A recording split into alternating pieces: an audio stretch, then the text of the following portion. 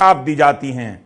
इसलिए हमने साधारण बच्चों और बीजेपी के नेताओं के बच्चों में फर्क किया है। ये सभी बीजेपी के बड़े नेताओं के बेटे हैं, बेटियां हैं। ये सारी तस्वीरें ट्विटर पर हैं, जिन्हें इनके मुख्यमंत्री शिवराज सिंह से लेकर अन्य मंत्री और सांसद पिताओं ने ही डाले हैं। बस बताना यह है कि पिछले 10 साल में ऐसी यात्राएं निकाली गईं जिसके दौरान हिंसा हुई है। इन यात्राओं में एक भी बड़े नेताओं का बच्चा, चाहे विदेश में पढ़ता हो या यहां की घटिया यूनिवर्सिटी में पढ़ता हो, आपको नजर नहीं आएगा। कोई भी सांसद नजर नहीं आएगा। बात यह है कि बड़े नेताओं के बच्चे अमेरिका पढ़ने चले जाते हैं और साधारण घरों के बच्चे धर्म के नाम पर गुंडा बनाकर सड़क पर उतारे जा रहे हैं। एक तरह से यह पूरा मामला इन गरीब घरों के बच्चों को आउटसोर्स कर दिया गया है ताकि कोर्ट कचहरी की राजनीतिक कीमत नेताओं को ना चुकानी पड़े, जेल ना जाना पड़े या इस्तीफा ना देना पड़े। यही खेल आपको समझना है। अभी समझ नहीं आएगा, 20 साल बाद आप समझेंगे, जब ठीक से सब बर्बाद हो जाएगा। दैनिक भास्कर के रवि श्रीवास्तव ने यूपी के कासगंज के चंदन गुप्ता पर एक रिपोर्ट प्रकाशित की है। यह चंदन गुप्ता की मूर्ति है जो 5 साल से अनावरण का इंतजार कर रही है।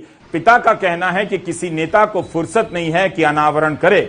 उसकी मौत की बरसी पर हमें वहां दिया तक नहीं जलाने देते हैं। यह सब अखबार में लिखा है, वही पढ़ रहा हूं। बेटी को सरकारी नौकरी दी गई, 6 महीने बाद ही निकाल दिया गया।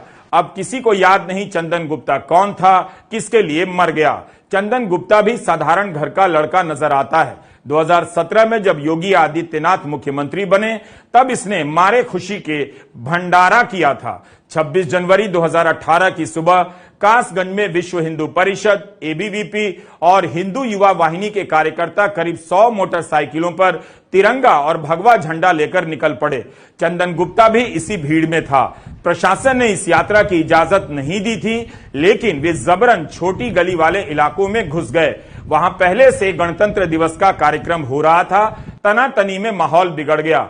दोनों तरफ से पत्थर चलने लगे। एक गोली आई जो चंदन को लग गई और चंदन मर गया। 2 मुस्लिम युवक भी बुरी तरह घायल हो गए। इस घटना को लेकर कासगंज में 1 सप्ताह तक हिंसा चलती रही। इंटरनेट बंद रहा। पिता कहते हैं कि खुद 1984 से आरएसएस से जुड़े हैं। चंदन भी अखिल भारतीय विद्यार्थी परिषद का सदस्य रहा है। मां का बयान है कि योगी जी के जनता दरबार में उन्हें अपमानित किया गया, वापस भेज दिया गया। चंदन के केस का ट्रायल शुरू हो चुका है। 2018 से 23 आ गया है। मां पिता को इंसाफ नहीं मिला।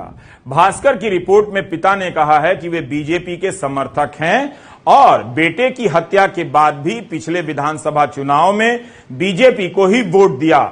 अदनान खान ने हमारे लिए यह वीडियो जुटाया है। चंदन को न्याय मिलना चाहिए जो उसके साथ हुआ है। उसने अपना बलिदान दिया है इस देश की खातिर, इस तिरंगे की खातिर। उसको न्याय मिलना चाहिए, बस हमारी तो यही है। किस तरह से न्याय मिलना चाहिए? उसको शहीद का दर्जा दें। उसकी अधूरी प्रतिमा का अनावरण नहीं हुआ है अभी तक, उसका करें। जो बताएं, योगी जी के प्रभारी मंत्री जी ने घोषणाएं की, वो भी सब अधूरी पड़ी हुई हैं। नौकरी उसकी दी थी, लेकिन वो 5 महीने बाद वो पद ही खत्म कर दिया गया। लोग क्या आप कहेंगे इसमें? तो नौकरी देनी चाहिए। तो आज 6 साल होने वाले हैं, कोई ना नौकरी दी है, ना ही चंदन को भी कोई न्याय मिल पाया है। चंदन चौक अधूरा पड़ा हुआ है।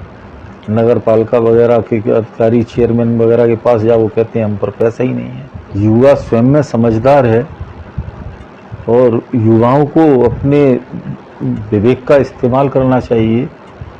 गलत संगत में नहीं रहना चाहिए, गलत काम करने नहीं चाहिए।